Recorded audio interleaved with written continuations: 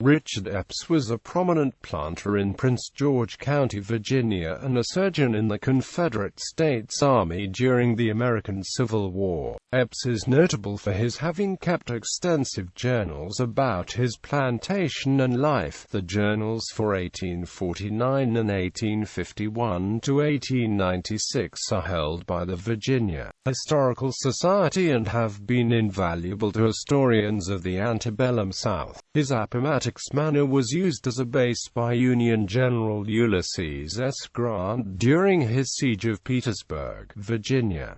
Early life and education. Epes was born in City Point, Virginia. He had earned his medical degree at the University of Pennsylvania and inherited his ancestral home, Appomattox Manor at City Point, by the age of 20.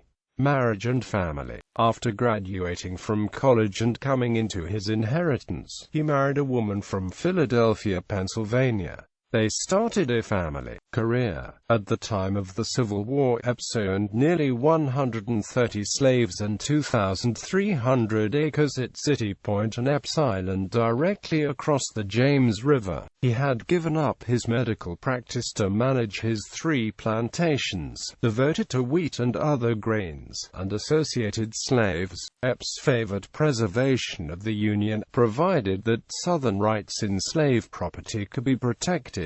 In the election of 1860, he supported John C. Breckinridge, who led the Southern faction of the Democratic Party. Breckinridge represented those who were states' rights and pro-slavery men, but who were not radical secessionists. When war broke out, Epes enlisted in the 3rd Virginia Cavalry and helped equip the unit. About a year later, he paid for a substitute to complete his obligation. Early in May 1862, his wife and children moved to Petersburg, which was located in and above the falls of the James River, for safety. Just days later, a Union raiding party landed at City Point. When the troops departed, all but 12 of Epes' slaves had escaped with them, choosing to join the Union forces to gain freedom. Among those who escaped was Richard Slaughter, who decades later told his story to a Works Progress Administration interviewer in 1936.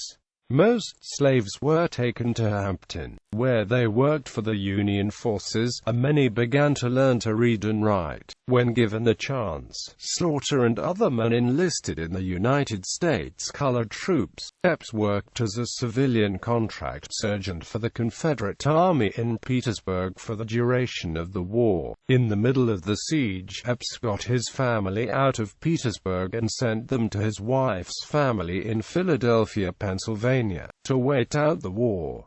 When Petersburg fell, Epes decided to stay behind with the wounded as Robert E. Lee evacuated the Confederate forces from the city. By May 1865, Epes had taken the amnesty oath but found that his wealth excluded him from benefits of the amnesty proclamation. He had to raise money to reclaim and essentially purchase the title to his land and settle up with the federal government. He also had to pay for any of the structures which the Union Army left behind on his land before he could alter them. By early 1866, after a favorable transaction with the government, he controlled his plantation again. By March 1866, his family had returned and they were living at City Point. Epes kept voluminous, detailed journals, which have been a source for historians on his planning and operation of his plantation, as well as the war and post-bellum years. The volumes for 1849 and 1851 to 1896 are in the collections of the Virginia Historical Society in Richmond.